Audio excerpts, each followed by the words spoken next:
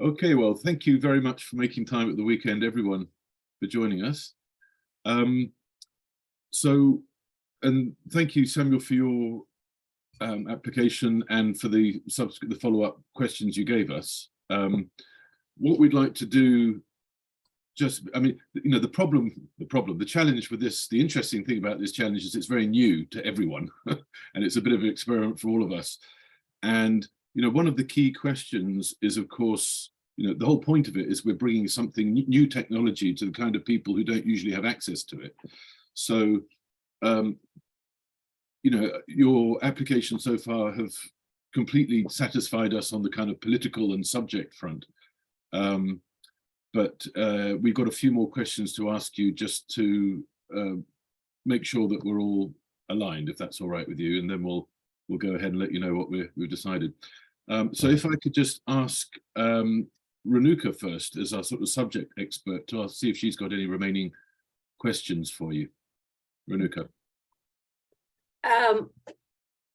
I don't have particular question, but I would like Samuel to explain what would be the impact of your activity on the society in a sense of carbon reduction or any other SDGs or any other sustainable, development.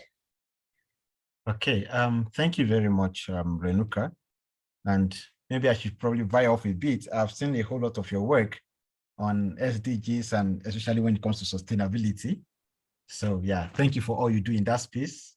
I believe we all have a role to play in achieving the SDGs. So for this particular project, the impact in terms of achieving the SDGs, first and foremost in terms of reducing carbon emission, if you look at my submission, the submission is saying in the long run, aside from developing a framework for mitigating carbon emission, aside from that for the Global South, there's also the aspect of nudging or using nudges to actually make people and stakeholders aware of the impact of carbon and make them also to be conscious and intentional in terms of their activities, so that they don't actually do things that add to carbon emission and increase the carbon footprint. So with the nudges, even for the common man, let me use that word, because most of the time we're having adverts here and there, we're having SDGs, but most of the people on the on the streets don't even know about it. So how do we even cascade this to say, okay, from our ivory towers, how do we bring it to the common man on the streets to say, you must be involved in what is affecting us all? Because definitely, aside from the companies, the firms, the organizations, the government, and the rest, it's going to affect even the common man on the streets. So how do we make them an active participant in this whole drive? So that is one of the outcomes that we are looking at as a team to say, how do we nudge them? Take it from just the books, from the textbooks, from the publications, bring it to the streets where people will be conscious of each and every step they take and the decisions they make on how it impacts the carbon emission, how it impacts the global weather crisis that we are having and the rest. So that is one major impact we're actually looking at, to say from the books, we are bringing it down to the streets without neglecting even people in the high towers. Because our nudges, we also include them, but we are bringing it also to the streets for them to have intentional and active participation in this whole drive. Thank you very much. Thank you very much. Now, Tom, have you got any technical questions for Samuel? Yes, I have. Some of these will be quite dry, but obviously I need to just check on them.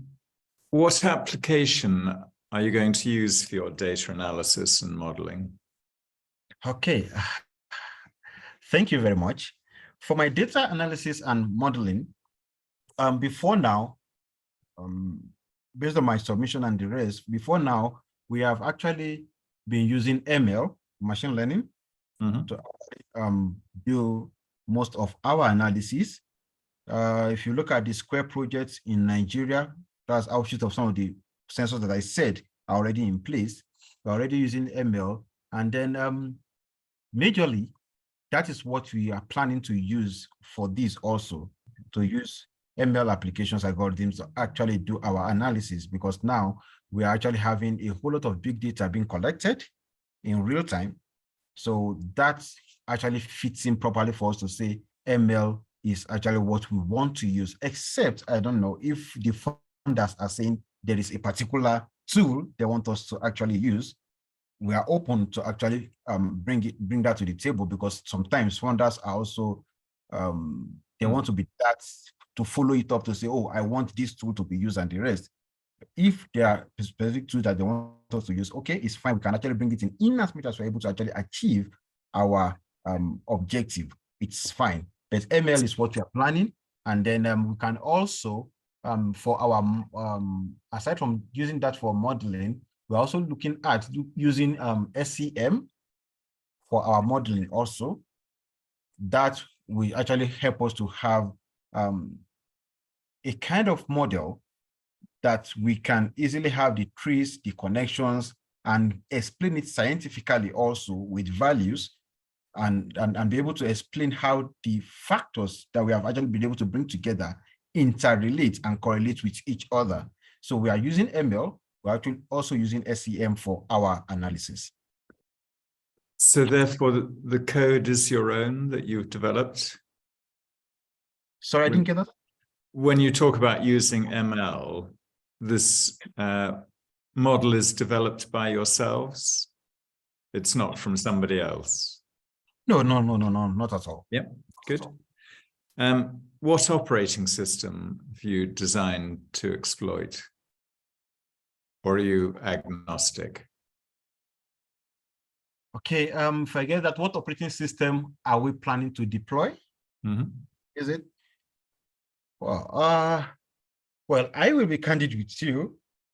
Right now, I don't have an answer for that. That's okay. Very, very candid with you. I wouldn't want to get around the bush to say this is what I have and the rest. For operating system, no. We might actually probably, like the call said, maybe have some support from the technical departments, just like the call said, yeah. And I'm guessing there's a high degree of parallelism in your modeling. So you're putting thousands of, or hundreds or thousands of different items of data through a similar or the same process. So you can do it at the same time. Yes. Yeah. Definitely. Good. Definitely. What do you currently run the application on, your machine learning? Okay. Presently, we are actually running it on. Sorry, can I just? This just go off my head now. Okay, let me just quickly, because oh God, have mercy. Now I just lost the name, but we are running it on a particular software, and I'm just trying to. But are you running it on servers in the university or on laptops? Okay, sorry. Now I remember. Now we run it on MATLAB. And for MATLAB, the university actually subscribes to MATLAB. Yep. So the university, we are able to actually get it. So we run our ML on MATLAB. Good. Sorry, I just went off. Sorry. Yeah, no problem. So if you're using university computers, when we give you the cloud computing, if you're successful in this application, will you use both the university servers and the cloud together, or just the cloud?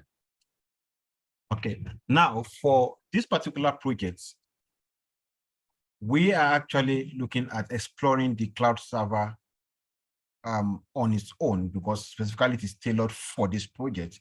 And excuse me, we also know from my application already, I said we are not planning to hold on to any of it, so maybe copyright and the rest.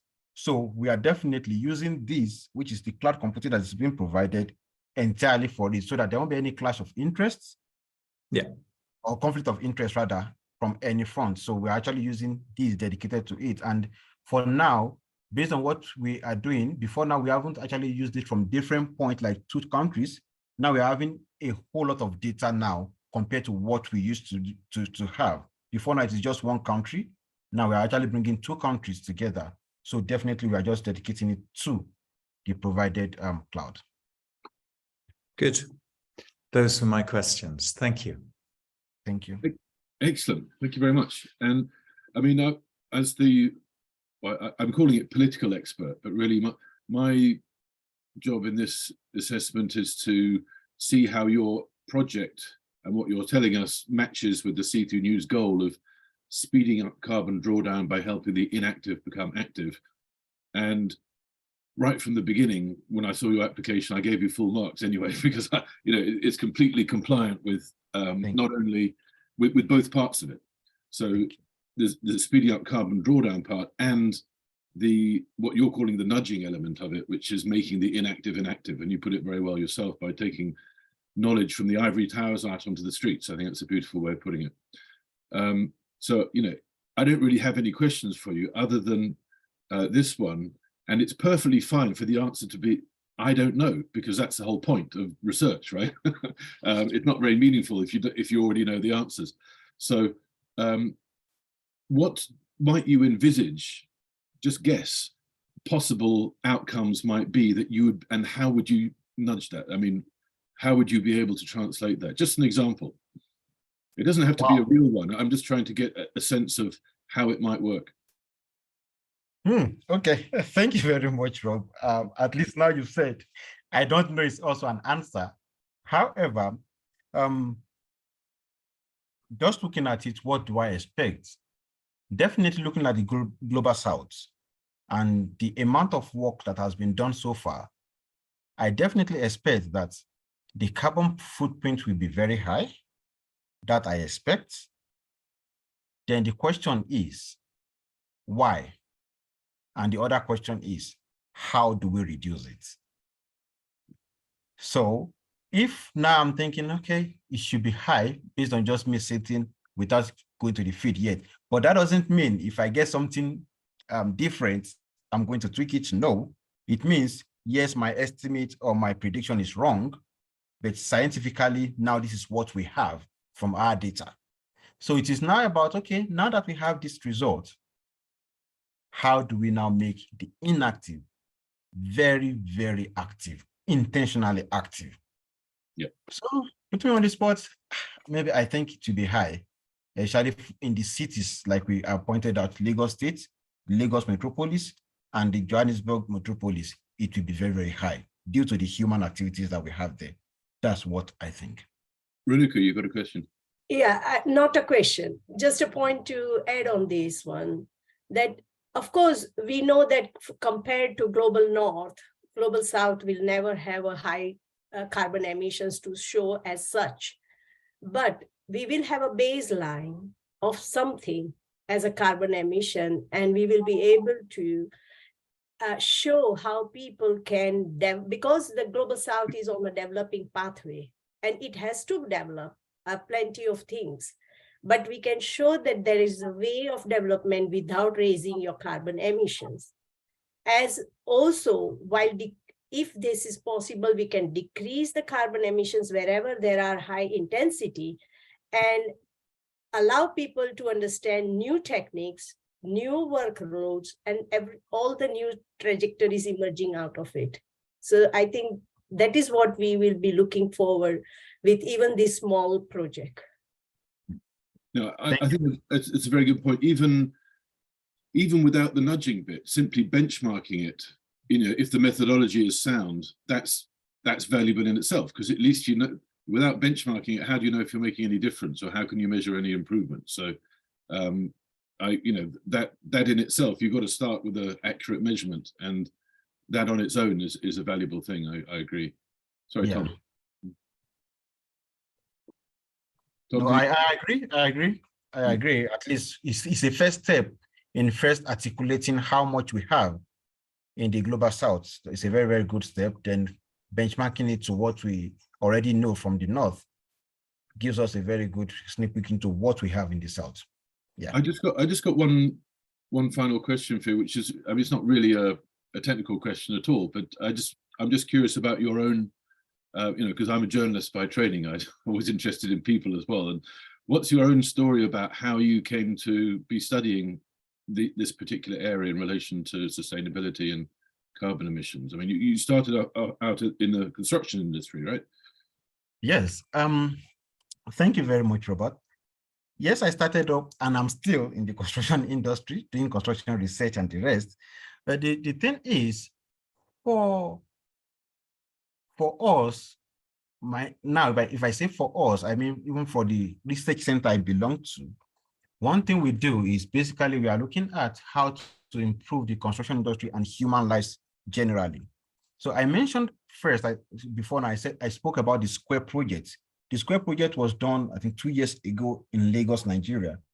And that was basically about, what are the gases we have, which one are not too pleasant for the human consumption and the rest, and what rates do we have them in the atmosphere. Now, moving to South Africa, presently we are doing a whole lot of studies on IAQ, indoor air quality. We are doing a whole lot on the reduction of net zero emissions. We are doing a whole lot looking at it from the area or the perspective of retrofitting to see how do we actually reduce carbon emission and emission of gases in the atmosphere through the conscious selection of building parts.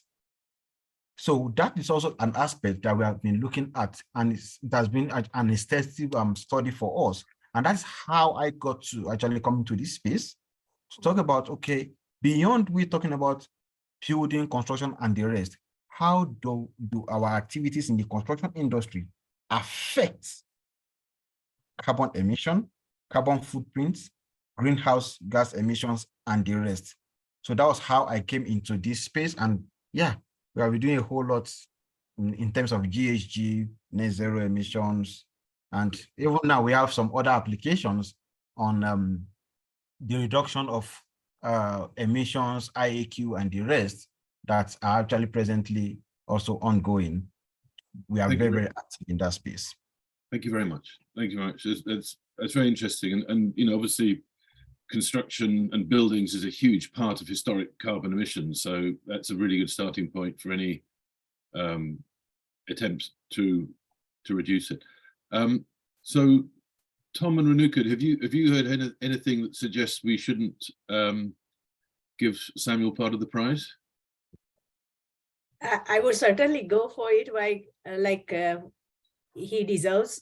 And I would, as a researcher, I would always say, and also like looking at this project, we are not looking for ultimate answer here.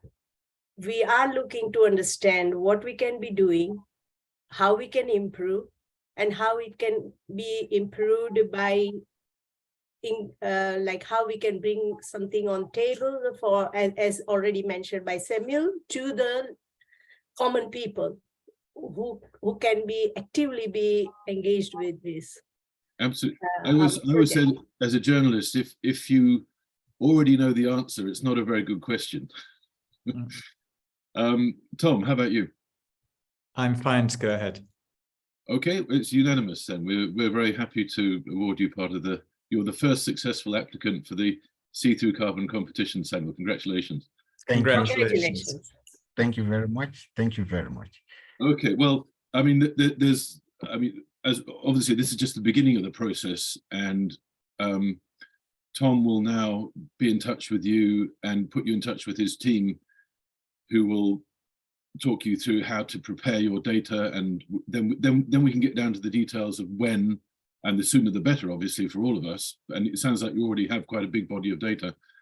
And then, of course, what we haven't told you, because we don't know, I don't think any of us knows yet, is how much of this $500,000 will be required, but that's what we're going to find out. But we're it's a pilot competition. We're not, and it's probably not realistic to allocate chunks of it in this way because we just don't know the information that we require to make those decisions. But I'm sure, well, I hope $500,000 will be plenty, right?